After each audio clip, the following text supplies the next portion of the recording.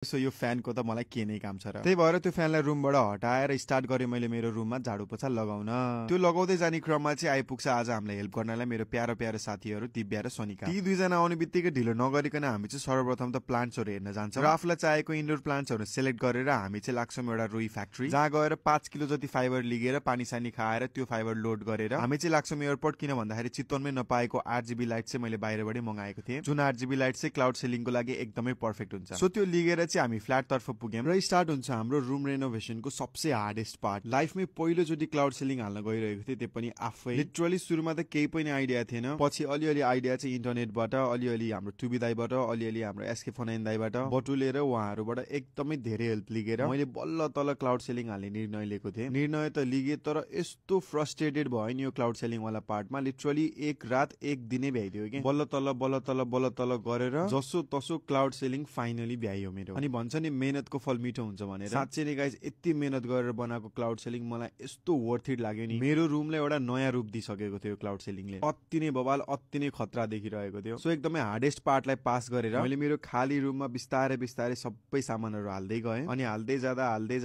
जाँदा फाइनली मेरो रुमको अलिअलि मुहार चेन्ज हुँदै थियो। मैले आफ्नो रुमलाई एस्थेटिक बनाउन आफ्नो बेस्ट दिएको थिएँ। चितवन बजार यति घुमेको छु नि रुमलाई चाहिएको सामानहरूको लागि, कुरै नगरौँ कि गाइज। जति मेहनत मैले यो रुम बनाउन लागि गरेको छु नि, त्यति मेहनत त मैले मेरो लाइफको दोस्रो गर्लफ्रेन्डलाई पठाउँदाखेरि गरेको थिएन कि गाइज। तर जे होस् I am so happy with this. मैले गरेको मेहनतको फल मैले पाइसकेँ र त्यो फल फुलेर यस्तो राम्रो देखियो कि हजुरहरूलाई पनि देखाउन चाहन्छु, जुन चाहिँ यस प्रकारको छ।